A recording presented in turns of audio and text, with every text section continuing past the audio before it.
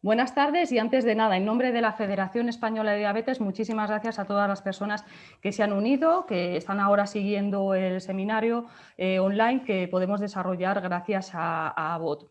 Es un seminario en el cual vamos a abordar el tema de la telemedicina y la diabetes tipo 2 y concretamente para ello contamos con tres expertos que nos acompañan hoy y que voy a pasar a presentar. Ellos son Juana Carretero, vicepresidenta primera de la Sociedad Española de Medicina Interna. Bienvenida. Juana, gracias por acompañarnos una vez más. Un placer, buenas tardes. También está con nosotros Javier Escalada, que es el presidente de la Sociedad Española de Endocrinología y Nutrición. Bienvenido, gracias también por estar una vez más con nosotros, Javier. Encantado, Mercedes, muchas gracias. Y con nosotros también está Aureliano Ruiz Salmón, que es miembro de la Junta Directiva de la Federación Española de Diabetes. Bienvenido, Aureliano. Hola, buenas tardes. Muy bien, pues vamos a analizar el tema de la telemedicina en el ámbito de la diabetes tipo 2.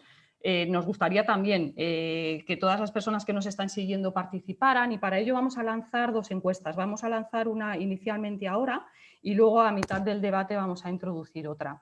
La vamos a compartir ahora mismo antes de iniciar realmente lo que sería el debate y es la siguiente pregunta que ahora aparecerá en pantalla. ¿En qué aspectos puede beneficiar más la telemedicina a los pacientes con diabetes tipo 2? Y hemos puesto tres alternativas: calidad de vida, autonomía en el control de su patología o educación diabetológica. Muy bien, pues dicho esto, pasamos ya directamente al debate y también antes de lanzar las primeras preguntas es importante contextualizar, ¿no?, el motivo de por qué hemos decidido hacer este webinar con esta temática concreta. Recientemente la Federación Española de Diabetes, junto con las sociedades científicas que nos acompañan hoy y otras muchas, elaboramos un documento de 10 medidas en el que se centraba sobre todo la importancia de mejorar la calidad de vida de las personas con diabetes tipo 2 insulinizadas y había varias propuestas, una de ellas lógicamente centrada en el tema de la telemedicina y decía exactamente lo siguiente: impulsar medidas que sienten las bases de una telemedicina de calidad en la que contemple tanto la formación de pacientes y familiares y los profesionales sanitarios como la inversión necesaria para su adecuada implementación.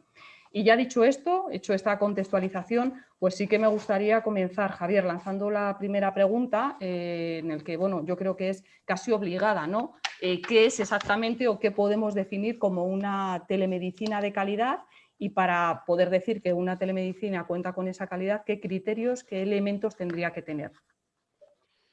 Bueno, buenas tardes, muchas gracias por la invitación y efectivamente esta cuestión es clave porque la telemedicina es una herramienta que hemos incorporado de una manera urgente con motivo de la pandemia que todavía estamos viviendo y por tanto es muy importante el definir una serie de criterios que nos aseguren que lo que estamos ofreciendo a nuestros pacientes o la herramienta que estamos utilizando para comunicarnos con ellos y ellos con nosotros, pues reúne unos mínimos, ¿no?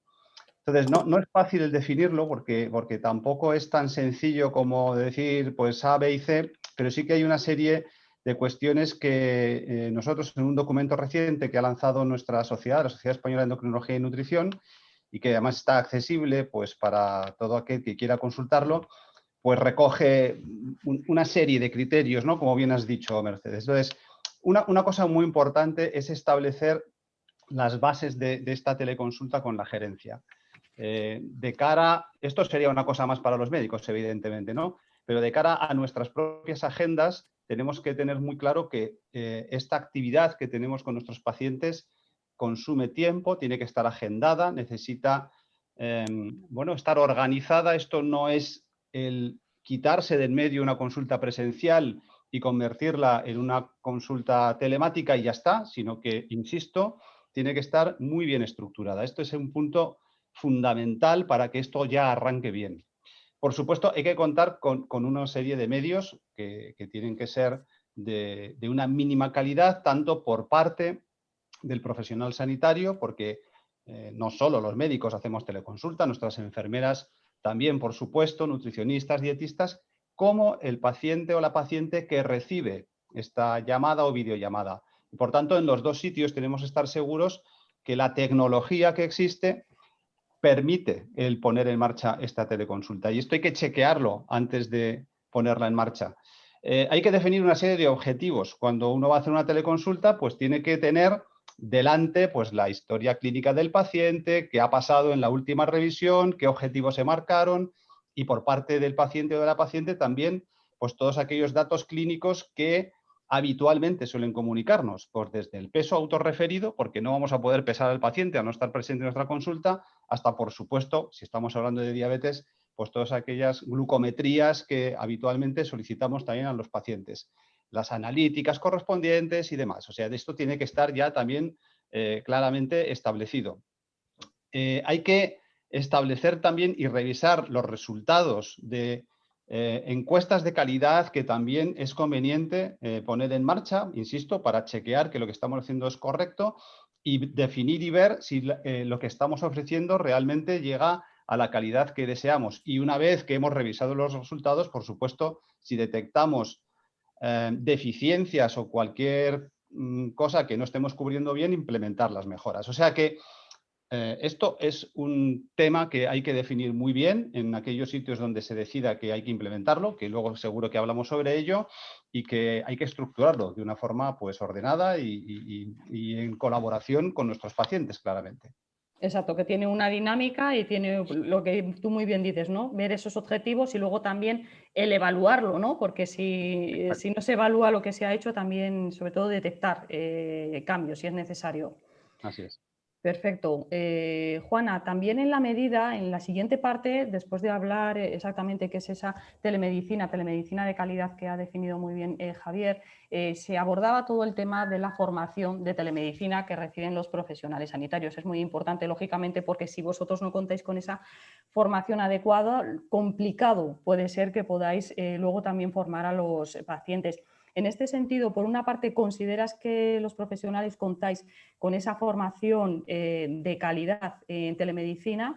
Y, lógicamente, en el caso de que bueno, pues no sea la óptima, ¿esto puede repercutir o en qué nivel puede repercutir, ¿no? Sobre todo a los pacientes que puedan utilizar herramientas como el sistema Flash en el control de su diabetes? Pues creo que en general los profesionales hemos recibido muy poca formación en telemedicina, muy poca. Antes de la pandemia había algunas consultas, sobre todo las consultas de endocrinología con los sistemas flash de monitorización, que sí que hacían más telemedicina y que estaban más habituados, y el paciente también más habituado a contactar con su médico pues a través del ordenador, a través del teléfono, básicamente para ver los controles, para el envío de los controles. Una vez que se instaló la pandemia y todos nos vimos arrastrados, ¿no?, por estas sucesivas olas de infecciones y hemos ido relegando todo lo demás, hemos intentado iniciar un poco al principio con calzador, luego ya con mucha voluntad, pues un tipo de atención que bueno, pues al principio era la que se podía hacer porque no había otra cosa, con idea siempre de que algunos pacientes al menos no se nos fueran del sistema y no se nos quedaran relegados y perdiéramos el control y el contacto con ellos.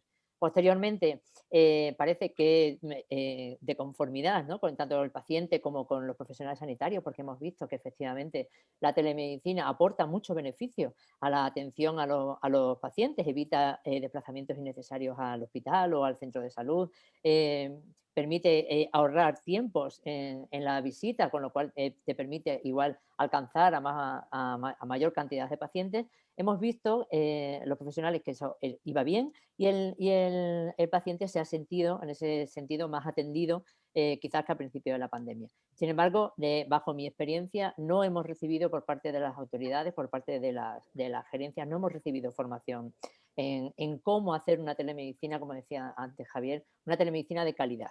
No una telemedicina cualquiera, una teleconsulta, que es lo que hacíamos al principio, sino una telemedicina de calidad que suponga que ese acto que estás haciendo, que al final al postre es un acto médico, sea un acto de calidad como supone el acto presencial. Que tú al paciente pues, tengas un diálogo con el paciente te aporte los datos, tú puedas valorarlos, puedas previamente haber visto pues, las analíticas y los controles del paciente y eso repercuta pues, en una actuación en una modificación del tratamiento, en una modificación del estilo de vida o simplemente, bueno, pues todo va bien, pues estupendo, y una planificación de la asistencia. Pero no hemos recibido por parte de la administración esa formación. Sí que la hemos recibido por parte, a lo mejor, pues de las propias sociedades científicas o por parte de, bueno, pues de algunas otras empresas colaboradoras, como por ejemplo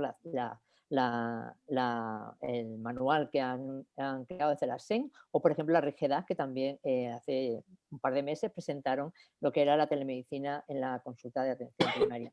Entonces creo que eso es un punto que está todavía, o que está todavía flojo, ¿no? Y que debería, por parte de la administración sanitaria, ponerse algo más de interés, con idea de que esto que ha venido para quedarse se quede y suponga un beneficio en la asistencia que damos a los pacientes.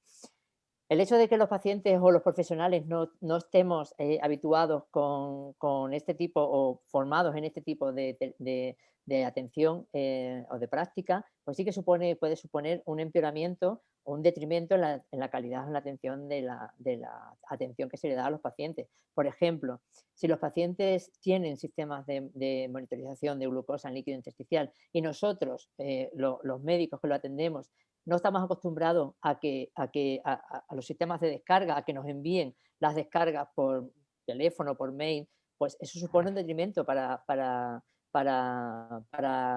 esas personas que tienen y que estaban habituados a que antes pues, sí que tenían acceso a esa actividad. Luego, creo que la formación en ambos dos sentidos, en la correcta telemedicina por parte nuestro y por parte también del paciente, es fundamental, y creo que las administraciones deben apostar un poquito más por ella. Sí, de hecho, bueno, lo que comentas y lo que ha comentado luego también Javier, sois incluso las propias sociedades científicas las que vais más adelantadas y que estáis incluso trabajando más en este sentido, haciendo literatura, ¿no?, sobre esta herramienta que es clave tanto para ahora como para el futuro, porque ha venido para quedarse, como muy bien dices. Y esa propuesta que hacen la sociedad Ujú. científica, como por ejemplo la que ha hecho la SEN, Sí. deberían ser propuestas que se tuvieran en cuenta luego en las propias gerencias, o en las comunidades, o en el propio ministerio, a la hora de implantar una atención de calidad a los pacientes, porque realmente está hecha por parte de los profesionales sanitarios, ¿no?, que realmente se dedican a ello, ¿no? Entonces creo que Ujú. un trabajo como ese, por ejemplo, pues debería ser la base de las propuestas que por parte de las comunidades o del ministerio se hagan en ese sentido.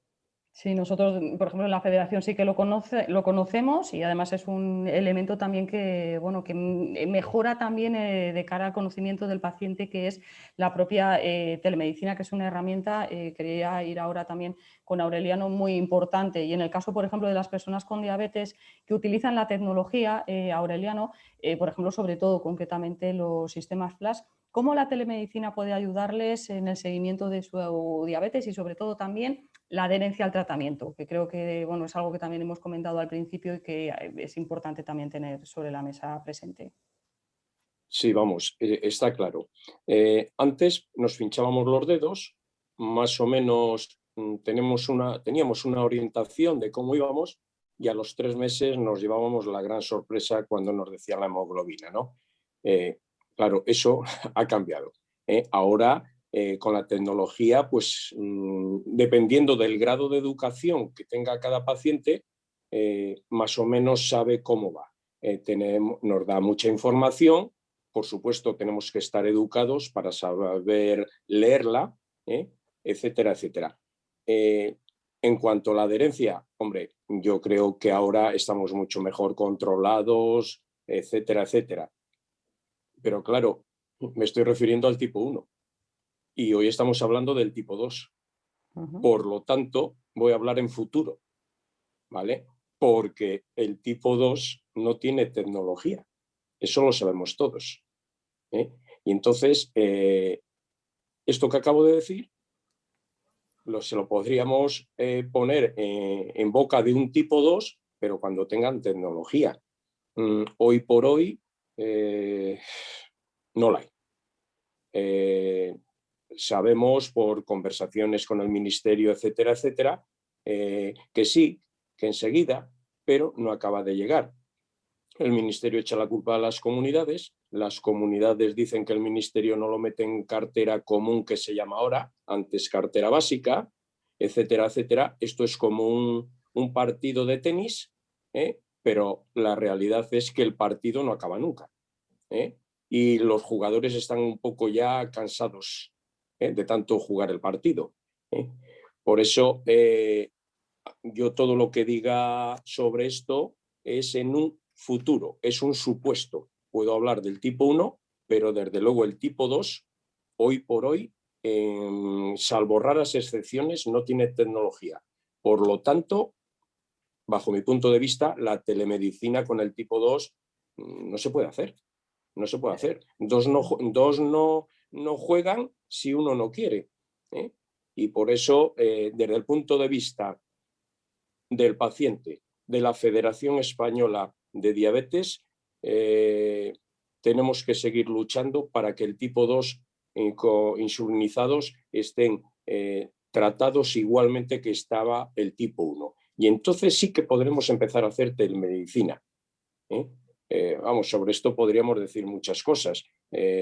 Podríamos decir, porque siempre telemedicina, ¿pero dónde? En la ciudad de Madrid, de Barcelona, de Santander, de Pamplona.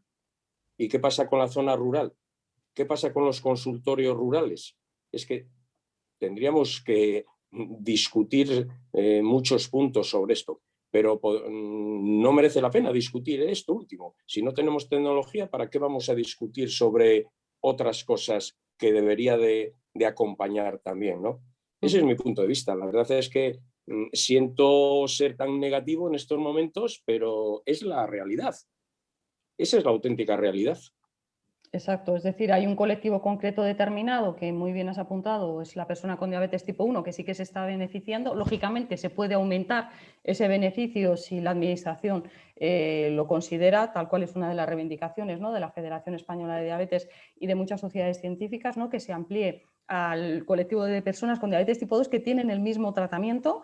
Y bueno, lo que tú muy bien dices, podría ampliarse. Se ha mencionado también, Javier, Juan, Aureliano, en varias ocasiones durante este tiempo que llevamos, el tema de la administración, ¿no?, que también tiene que jugar, bueno, obligatoriamente un papel muy importante. En esta misma medida también de lo que se recuerda es la importancia de la inversión, que se cuente con la inversión necesaria, porque sin nada complicado puede ser que contemos con una telemedicina. Javier, en este sentido, y bueno, pues por tu experiencia, por lo que conoces también y porque habéis trabajado también dentro de la Sociedad Española de Endocrinología en estos temas, ¿consideras que se cuenta con una inversión, a lo mejor ahora mismo no, pero a medio largo plazo sí que está previsto que pueda tenerse una inversión adecuada para contar con una telemedicina de calidad? Y en caso afirmativo, pues bueno, ¿en qué punto nos encontramos? En caso negativo, ¿qué tendríamos que hacer? ¿O qué prioridad sería dónde hay que invertir ahora para ir dando siguientes pasos y avanzar en este sentido?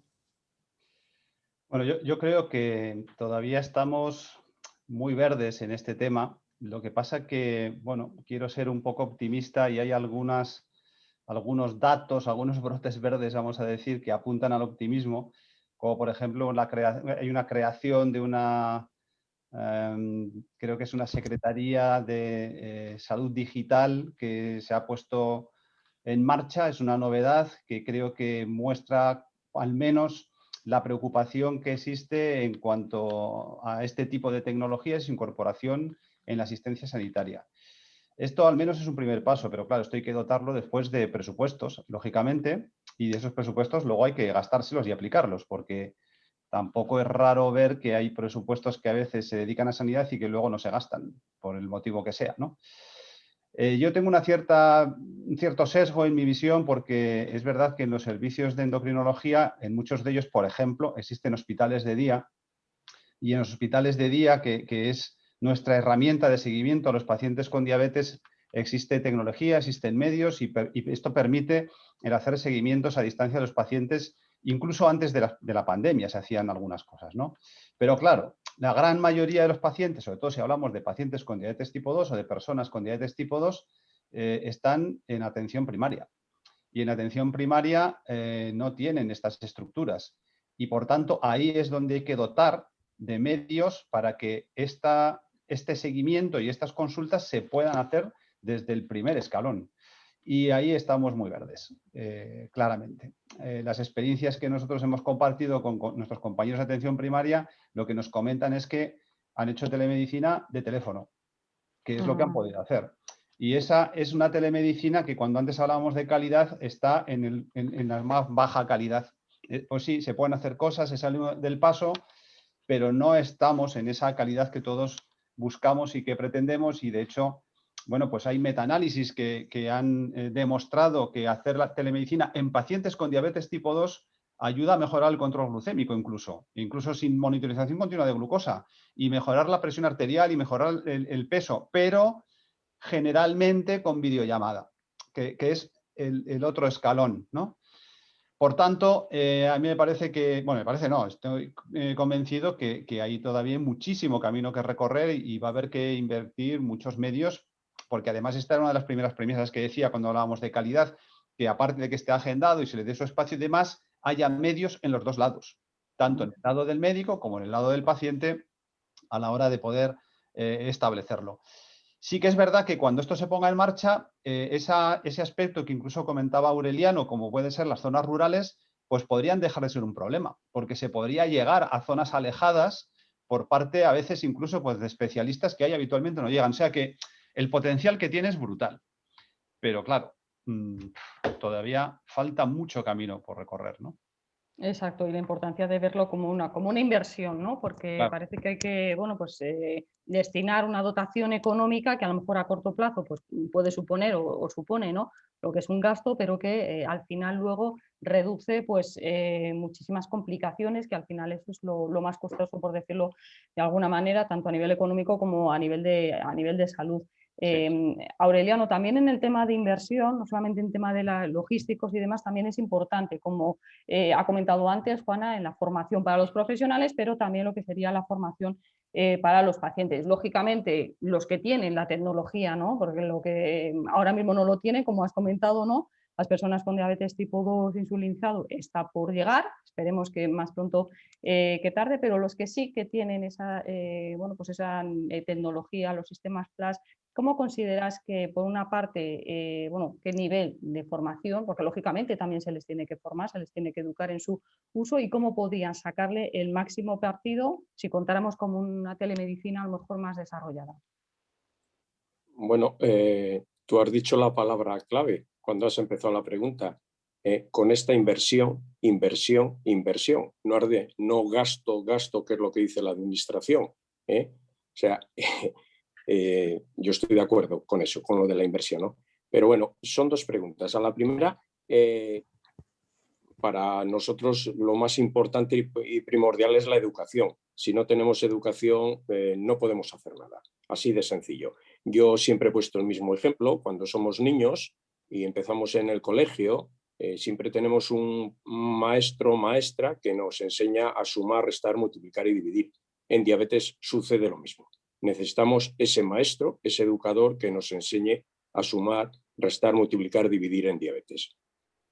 Por eso nosotros reivindicamos educadores, más educadores. Son insuficientes los que hay ahora mismo con la cantidad de pacientes que hay en este mundo de la diabetes, ¿vale?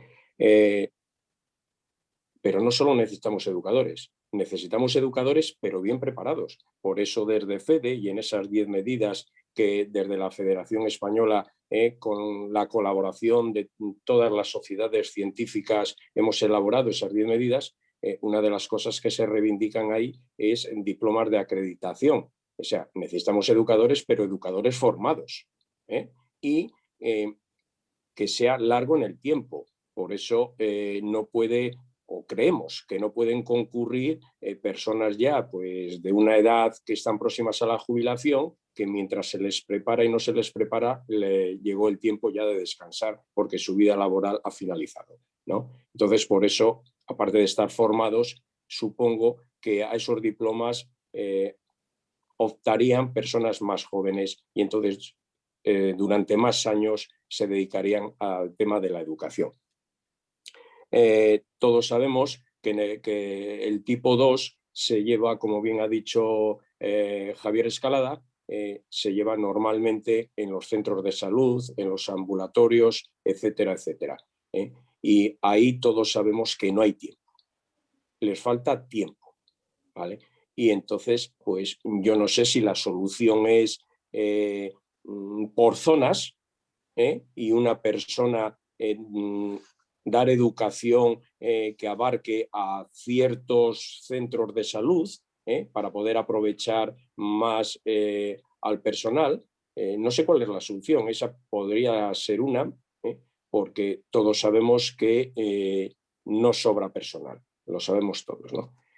Y bueno, no lo sé, nosotros todos sabemos que es una vieja lucha, lo de educador, educador, educador, y formación, formación, formación, porque aunque nos den tecnología, si no estamos formados, no podemos hacer uso de ella. Perfecto, Aureliano. También el tema de la formación, el tema de la telemedicina, lógicamente posibilitaría, cuando esté más desarrollado, todavía más beneficios. También, Juana, a largo plazo hemos visto que, bueno, con una tecnología, una telemedicina más implantada, más desarrollada, profesionales y pacientes más formados en su uso, a largo plazo no cabe la menor duda de que va a tener grandes beneficios. Pero también ahora, bueno, pues también hay que ver pues esos brotes verdes, ¿no? También hay una serie de beneficios ahora, aunque esté un poco más en pañales, por decirlo de alguna manera. ¿Qué beneficios ahora en cuanto a vuestro día a día estáis obteniendo o tenéis con el tema de la telemedicina, sobre todo en cuanto a incrementar el nivel de calidad asistencial? Yo creo que, como decía antes, durante todo ese tiempo de la pandemia ha habido muchos pacientes que se han perdido, ¿no? Se han perdido dentro del sistema porque, como bien habéis comentado, el paciente tipo 2, está en la atención primaria y todos conocemos lo que ha pasado en atención primaria, la sobrecarga asistencial que han tenido.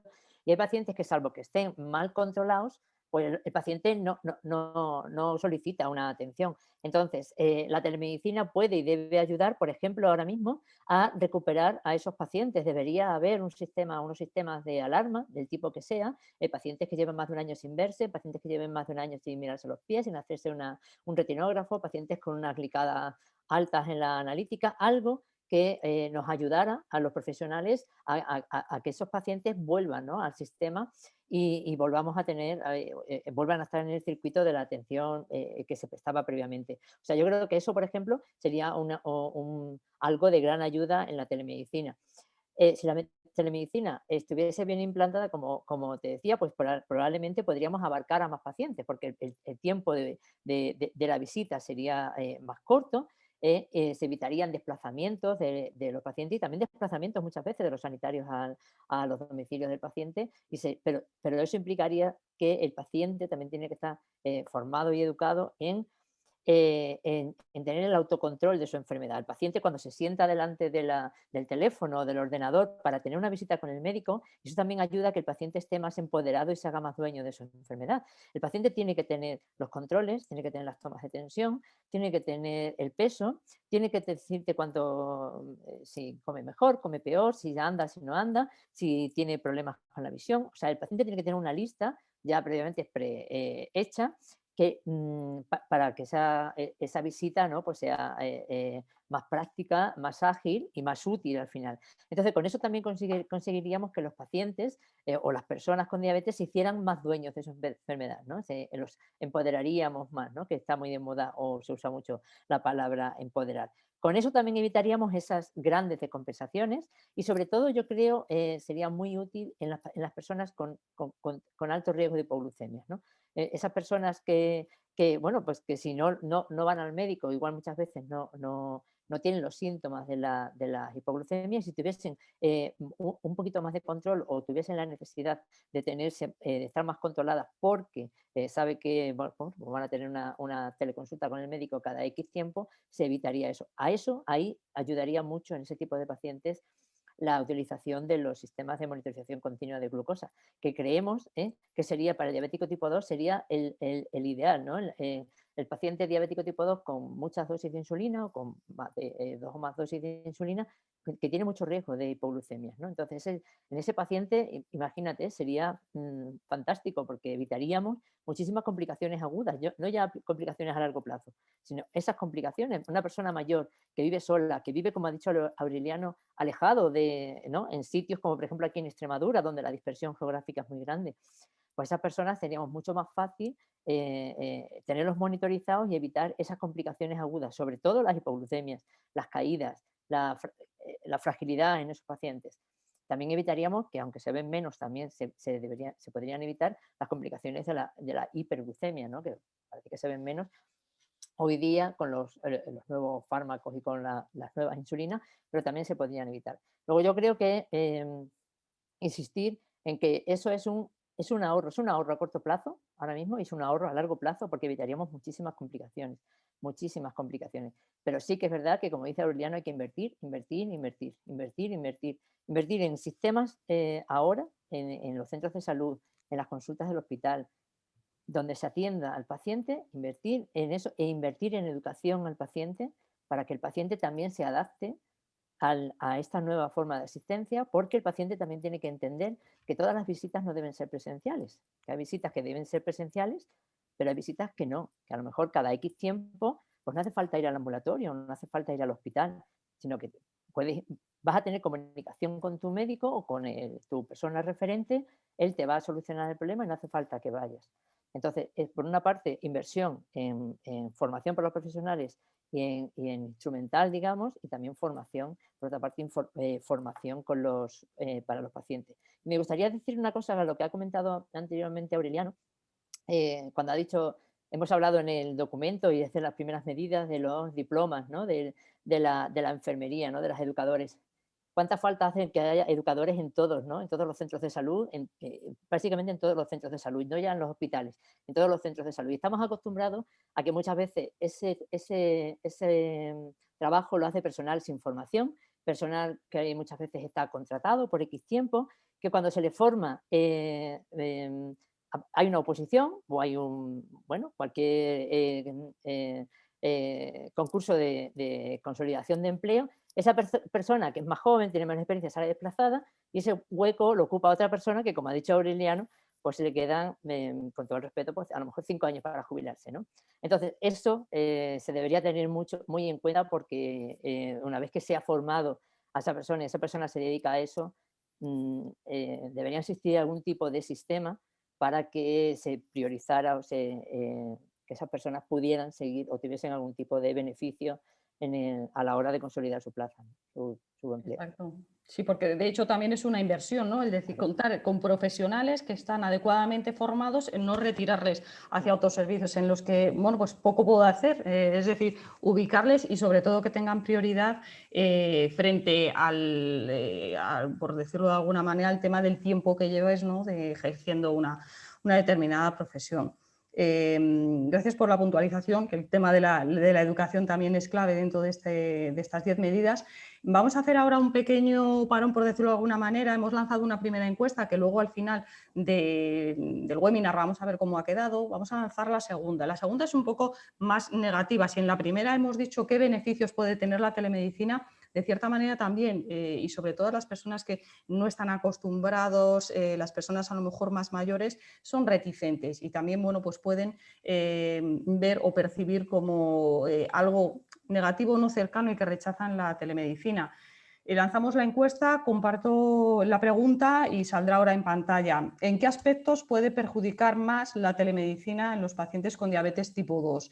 En una telemedicina quizás a lo mejor que no está adecuadamente bien asentada, es decir, adherencia al tratamiento, es decir, esa persona lo rechaza y por lo tanto puede bajar la adherencia al tratamiento, lógicamente también el control metabólico, o también tanto de lo que se habla, el tema de la comunicación médico-paciente, ¿no? Bueno, pues sin más, ver cuál es la opinión de la gente que está con nosotros, que recuerdo pueden lanzar sus preguntas. Y ahora vamos a hacer un pequeño parón. Voy a pedir por favor a Elsa Jiménez, nuestra responsable de comunicación, que nos haga un pequeño resumen de qué preguntas está ahora mismo el público lanzando y a ver si para alguno de nuestros panelistas pues hay alguna concreta. Elsa, cuando quieras. Hola, buenas tardes. Bueno, pues los comentarios que nos llegan de la gente que nos está viendo van en la misma línea sobre que la telemedicina pues, no es eficiente para las personas con diabetes tipo 2 por la formación que estas personas reciben. Entonces, a mí sí que me gustaría preguntarle a la doctora Juana Carretero si debería la Administración proporcionar una mayor formación, no solamente a los profesionales, como has indicado antes, sino también a los pacientes y de qué forma los profesionales sanitarios creéis que sería la mejor.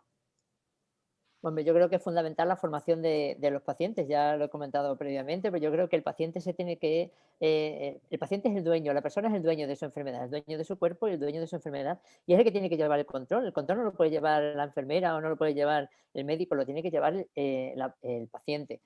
Yo creo que la mejor forma de educar a las personas con diabetes es a través de las asociaciones de diabéticos, a través de las federaciones. Es el sitio que la persona tiene más cercana. Es más fácil llegar. Entonces yo creo que primero a través de las asociaciones de pacientes y luego a través de los educadores. Creo, ya lo he dicho en varias ocasiones aquí y en otros sitios, que creo que debería haber educadores en todos los sitios, tanto en los centros de salud como en las consultas de hospital, donde se atienda a las personas con diabetes tipo 2. Los educadores tienen un papel fundamental en la educación, primero en la dieta, en el estilo de vida, en el ejercicio físico, luego en la monitorización y el control del tratamiento, luego en la detección de las complicaciones agudas y las complicaciones a largo plazo. Creo que es fundamental. Y ese papel que todos tenemos muy bien reconocidos en el diabético tipo 1, en la persona con diabetes tipo 1, del educador, la persona con diabetes tipo 1, ¿por qué no debe estar para todas las personas con diabetes tipo 2? El conjunto de las personas con diabetes tipo 2 es mucho más heterogéneo que el de la diabetes tipo 1, ¿no?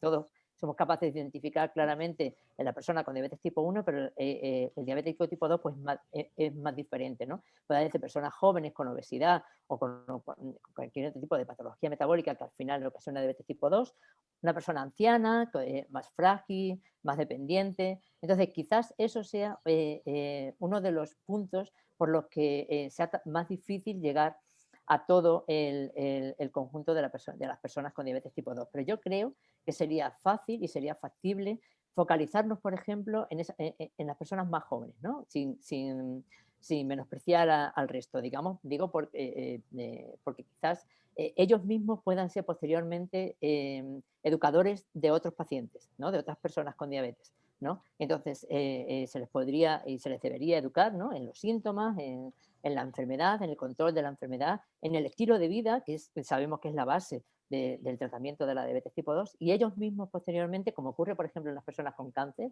deberían ser o podrían ser posteriormente agentes de salud o educadores de otros pacientes dentro de las asociaciones, por ejemplo.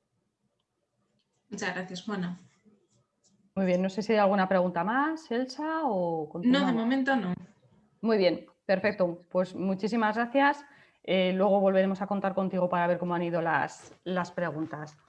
Muy bien, también iniciamos ahora una tercera ronda en el que, bueno, indagando, ¿no?, un poco sobre el tema de la telemedicina, luego al final sí que se va desgajando, ¿no?, viendo en qué herramientas o qué elementos se componen. Hemos podido comprobar, había muchas, hemos hecho una pequeña selección y sobre todo teniendo en cuenta los diferentes representantes que están hoy con nosotros, el tema de ese pilar de la teleconsulta, ¿no?, para realizar visitas y consultas a distancia, luego también ese pilar tan importante dentro de lo que sería la telemedicina de la teleeducación, para recibir ese contenido formativo destinado a ese conocimiento sobre la patología para los pacientes, y luego el tema de la telemonitorización, ¿no?, para llevar ese control desde la distancia de la patología por parte de los profesionales. Son diferentes, lógicamente, aunque todo es en el ámbito online. Sí que me gustaría, Javier, comentar un poco en qué estado estamos, pero sobre todo, por tu experiencia concretamente de estas tres, la herramienta de la telemonitorización. En España concretamente, ¿cómo podríamos decir de desarrollo que estamos en esa telemonitorización de control de la patología de los pacientes en la distancia? ¿Está desarrollado? ¿Es bueno? ¿Es malo? ¿Contribuye a la adherencia? Bueno, creo que o sea, mi respuesta va a ser muy parecida a mi última intervención, porque todo depende desde dónde analices el tema, ¿no? Vuelvo a insistir, en aquellos sitios donde tenemos la estructura, pues porque funcionamos así. El hospital de día, vuelvo otra vez a nombrarlo, es nuestra herramienta de trabajo, pues ahí, pues la verdad que este seguimiento de glucometrías hace tiempo es que estábamos haciendo. De hecho, es lo que se estaba haciendo antes, ¿no? De que apareciera todo este problema. En ese sentido, claro, muy orientado al paciente o a la persona con diabetes tipo 1, pues funcionábamos bastante bien y estábamos viendo que efectivamente había muchas consultas presenciales que podían convertirse ya en telemáticas, antes incluso, insisto, de que estuviéramos en la situación en la que estamos. El problema está en cómo trasladamos esto o si esto es extrapolable a las personas con diabetes tipo 2, porque como bien decía Aureliano, pues en este caso no tenemos de tecnología. Entonces, si no hay tecnología, ¿qué glucometría sigues? Las glucemias capilares que se hacen los pacientes, bueno, es verdad que los pacientes que ya están insulinizados con pautas prácticamente completas, ¿no? Muy similar a lo que puede tener una persona con diabetes tipo 1, sí que se hacen un número importante de mediciones de glucemia capilar, incluso puedes hacer descargas de glucómetros, hay herramientas suficientes como para poder también analizar los datos en su conjunto. Ahí también hay una cierta experiencia y también se pueden beneficiar ese subgrupo de pacientes. Pero, desde luego, la inmensa mayoría de los pacientes con diabetes tipo 2 están fuera de esos sistemas, no se hacen apenas mediciones de glucemia capilar y, por tanto, ahí no tenemos ningún tipo de experiencia ni posibilidad de hacerlo. Bueno, eso es algo que incluso invirtiendo no sería fácil de cubrir. Ahí sí que yo veo que es mucho más interesante y coste efectivo la educación diabetológica. En ese subgrupo de pacientes con diabetes tipo 2, donde la tecnología no va a llegar porque están con tratamientos que muchas veces ni siquiera inducen hipoglucemias y por tanto es difícil justificar el hacer muchas mediciones de glucemia capilar, la educación diabetológica es la clave. Y ahí es donde hay que invertir realmente. O sea, en cada subgrupo hace falta un esfuerzo concreto. No todo es tecnología, cada uno necesita lo suyo. En aquellos que lo necesitan sí que claramente esto hay que incorporarlo, porque también en los pacientes con diabetes tipo 2 insulinizados se ha demostrado que la monitorización ayuda a mejorar y mucho el control glucémico, pero claro, hace falta tener la herramienta. Así que insisto que esto depende desde el prisma que se mide y al subgrupo de pacientes a los que nos refiramos, ¿no? Exacto, que hay una heterogeneidad muy amplia y que, bueno, también lo has apuntado, ¿no? Que hay muchos avances, estamos hablando de tecnología, de telemedicina, de telemonitorización, todo en un ámbito online, pero luego al final donde volvemos siempre es, bueno, la principal herramienta, que es la educación diabetológica, ¿no? Y no todo, y en telemedicina también el tema de la educación diabetológica tiene que estar presente. Aureliano, dentro de estas tres herramientas que hemos comentado, dentro de lo que serían estos tres pilares de la telemedicina, contigo, el tema de la teleeducación, ¿en qué estado se encuentra? Bueno, pues en diabetes en general, me refiero a pacientes con diabetes. ¿Qué teleeducación reciben? ¿Cuál es la que se recibe? Si es de calidad o se puede mejorar. Estás mutado. A ver, ahora. Sí, vamos a ver. Teleeducación no es educación. Para mí, teleeducación es hacer una consulta a un problema concreto. No tenemos profesionales disponibles para hacer teleeducación. Esto no es como, no sé, una compañía de telefónica para llamar y la maquinita pulse 1 o pulse 2. No. Yo creo que no existe. Así, sin más. Otra cosa es que tú puedas, no sé, hacer una pregunta en concreto. Mire usted, cuando me levanto por la mañana, me levanto con 300, pero luego a lo largo del día estoy bien. ¿Qué me recomienda usted? Pero es una pregunta en concreto. Yo creo que eso no existe. No. De hecho, pero vamos, de la federación, sí. Estamos todos coincidimos, creo, en lo mismo, que es educación, educación y otra vez educación. Exacto, lo que quería comentar, ¿no? Que dentro de la Federación se está pidiendo educación diabetológica, pues ya pediremos a lo mejor teleeducación más adelante. Juana, el tema de la teleconsulta en esta ocasión, ¿cómo está desarrollado? Quizás a lo mejor puede ser más sencillo o no. ¿En qué estado se encuentra? Si realmente bueno, hay avances, es positivo tanto para profesionales como para pacientes. Pues yo creo que para patologías o para que estaba previamente muy bien establecida, sigue estando bien establecida, pero creo que estamos a mucho tiempo de tener un buen y un correcto sistema de telemedicina. Estamos a mucho tiempo. Como se apuntaba antes y creo también a través del chat, la llamada por teléfono no es una teleconsulta, es algo para que tú te quedes, bueno, nosotros no, para que la administración se quede tranquilo de que ha hecho algo. El paciente muchas veces ni siquiera sabía que le iba a llamar el médico o ni siquiera se enteraba de que le había llamado el médico, y eso no ha sido telemedicina. Creo que se están viendo los brotes verdes, como decía Javier, pero queda mucho trabajo por hacer, mucho trabajo por hacer. Lo que comentaba Aureliano de la teleeducación, volvemos a lo mismo. La teleeducación que se está haciendo, o la educación, digamos, online que se esté haciendo, la están haciendo las asociaciones, las sociedades científicas, empresas privadas, por no hablar, bueno, pues la industria farmacéutica, ¿no? Todos conocemos que, bueno, pues hay plataformas no oficiales en el sentido de que no son de las consejerías o del ministerio, a los que tú puedes acudir, como comentaba Aureliano, tengo 300, ¿qué me hago? ¿Qué me pongo? ¿Qué me como? ¿Qué me dejo de comer? ¿O qué hago? Eso sí, la sociedad científica, pues la mayor parte pues tienen un apartado para pacientes, para educación, pero nada nada, digamos, de calidad por parte de la administración.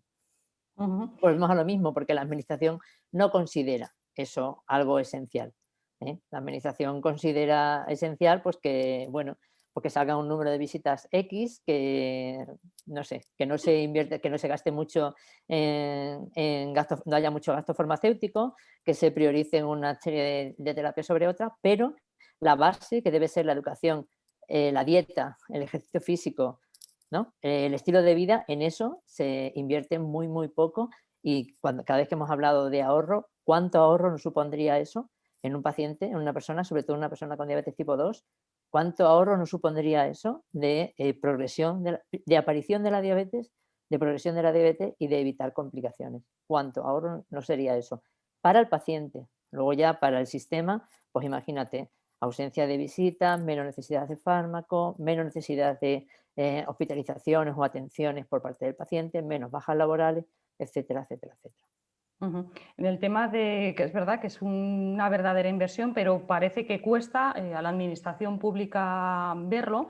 En este sentido, y también nos trasladan previamente a través por email, el tema del COVID-19. De cierta manera también, bueno, ha sido realmente a nivel sanitario un impacto muy potente, negativo en un primer momento porque, claro, lógicamente, bueno, nos pilló a todos, lógicamente, bueno, será algo inesperado. ¿Consideráis que en el tema de agilizar todo el tema de la telemedicina, la innovación, hemos visto, como muy bien Javier has comentado, que debido a esto se ha creado una Secretaría Técnica de Salud Digital, bueno, pues tiene la parte negativa, lógicamente, bueno, pues todo lo vemos, el coste humano, pero a nivel de que quizás, Juana, la Administración Pública pueda ver que es importante, ¿contribuiría o consideráis que puede ser algo positivo para que lo vea realmente como una inversión? Y de hecho muchas veces cuando las sociedades científicas y los pacientes vamos, justificamos todo con números, porque sabemos que es importante decir, oye, es el ahorro a largo plazo que va a suponer todo esto.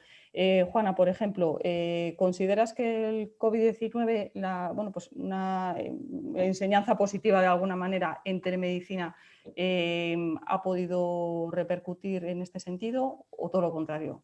Yo creo que sí, que es positivo. Es positivo por lo que decía al principio, que esto ha venido para quedarse. O sea, esto ha supuesto un cambio. Todos nos hemos acostumbrado a no tener que ir al centro de salud o al hospital para todas las visitas.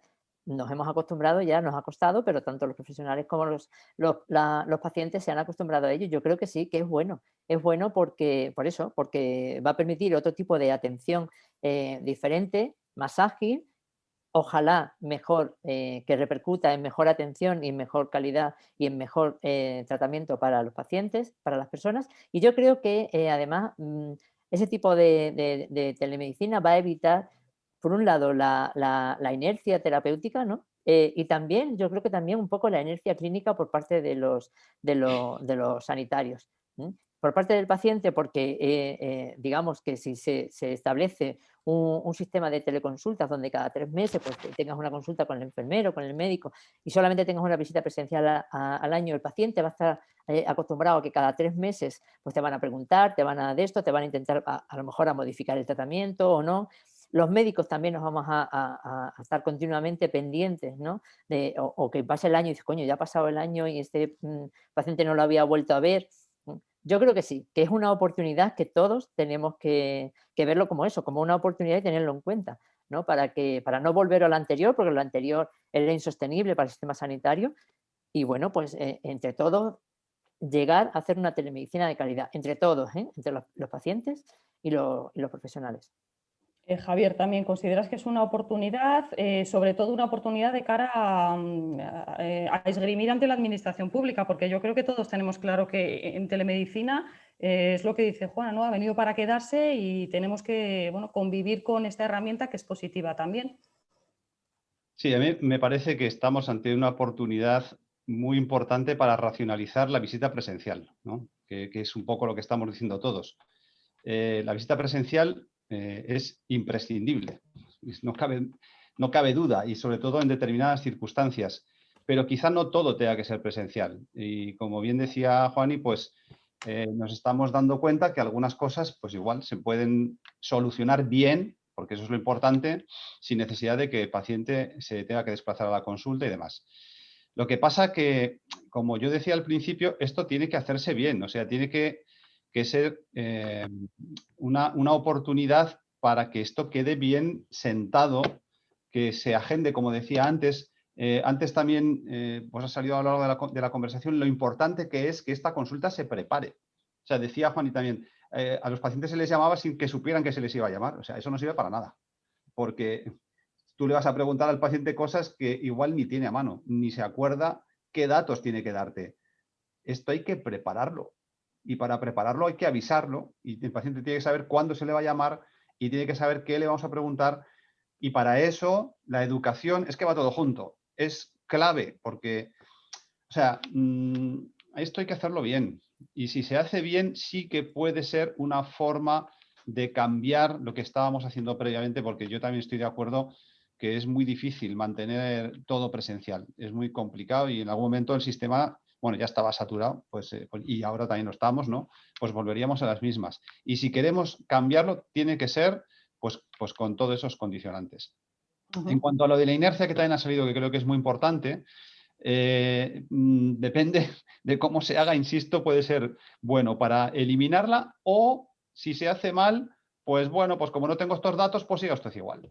Y entonces, pues la perpetuamos. O sea que hay que tener mucho cuidado y precisamente también ligándolo con lo primero que he dicho en mi primera intervención, tenemos que ponernos una serie de objetivos de calidad que tenemos que chequear para luego revisarlos y ver si realmente estamos llegando a esos criterios. De esa forma sí.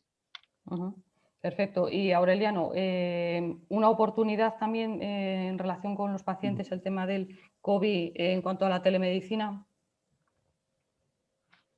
Sí, pero es que volvemos a todo lo que se ha hablado. Tenemos un problema. El problema es que tenemos 17 colores políticos, ¿vale?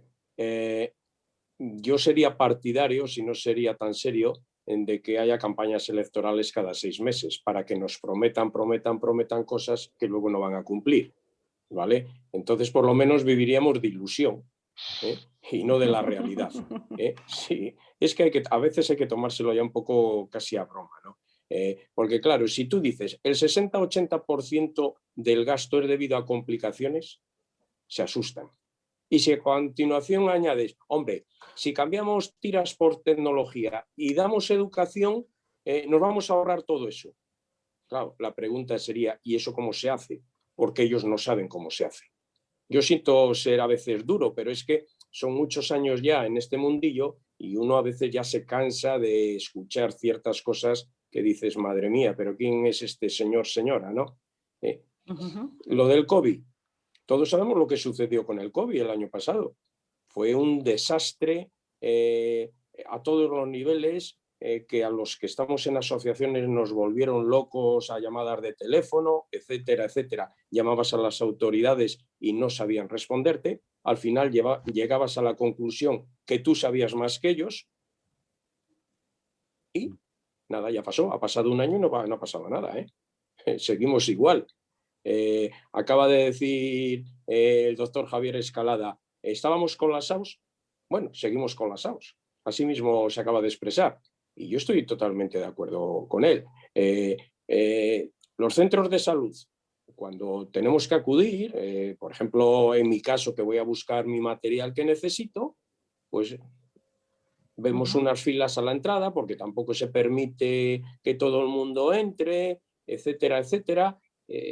Todos sabemos que no se está atendiendo igual, todos sabemos que las listas de espera en los hospitales están aumentando, etcétera, etcétera. Yo la solución no sé cuál es, pero desde luego yo la primera regla que les pondría a las autoridades es olvídese usted ya de la disculpa del COVID y las vacunas. Hombre, vamos a seguir funcionando. Perfecto. Y bueno. Ten en cuenta, Aureliano, que las autoridades están para 4 años o para 3. Ya. O por ejemplo, ahora mismo en Madrid para 2 años. ¿no? Supuestamente dentro de 2 años habrá otra vez elecciones. Con lo cual tú no puedes decirle a alguien que implante ahora los sistemas, que quite las tiras y ponga los sistemas y que ponga no sé qué, que te va a evitar complicaciones o el gasto dentro de 10 años. Y dirá, pues si dentro de 10 años yo no estaré, no sé si mi partido, pero yo quizás no. Entonces, eso debería estar, como hemos dicho otras muchas veces, que este proceso estuviese dentro de un plan a largo plazo, de un plan de atención a la cronicidad, pero que no tuviese 17 colores, que no dependiese de tu código postal, sino que fuese una cosa nacional, universal y muy a largo plazo, que fuese independiente de los cambios políticos y de los cambios de las Por eso he pedido campañas electorales cada 6 meses, para que nos hagan promesas. O un pacto de Estado, como decía, ¿no? Un pacto de Estado, pues, exacto, que se viene reclamando desde hace muchísimos años. Bueno, Juan, y no sé si tenías otra cita, nos habías comentado que tenías que dejarnos. Darte las gracias también por estar con nosotros. Quedan unos minutos, pero bueno, ya has estado con nosotros debatiendo sobre los temas más importantes y te agradecemos el tiempo dedicado. Así que bueno, vamos a continuar lo que nos queda y muchísimas gracias, Juana. Muchas gracias a vosotros. Gracias. Adiós. Un saludo. Adiós, buenas tardes. Adiós. Pues lo dicho, nos quedan 3 minutos y para eso me gustaría contar con Elsa, que volviera y comentara un poco qué es lo que ha opinado las 2 encuestas que hemos lanzado a las personas que nos están siguiendo. En la primera de ellas, que era un poco en qué más puede beneficiar la telemedicina, ¿qué han contestado, Elsa? Bueno, pues aquí os estoy compartiendo también los resultados para que los podáis ver todos. Y el 23% ha apostado por la calidad de vida, sería lo que beneficiaría a la telemedicina de los pacientes tipo 2. La educación diabetológica también con un 27% y un 50% ha votado por una autonomía en el control de la patología.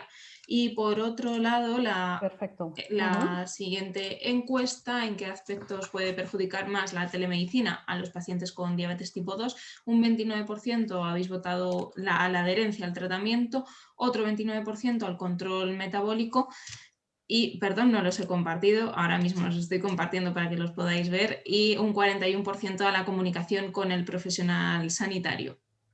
Perfecto. No sé si Aureliano, Javier, compartís estos... Bueno, las 3 opciones era difícil, ¿eh? Yo creo que era complicado. Yo no sé si estáis o no de acuerdo con los resultados. La autonomía en el control de la patología es lo que más podría aportar la telemedicina y la comunicación médico-paciente quizás a lo mejor lo que la telemedicina podría restar más al paciente, ¿no? Por decirlo de alguna manera.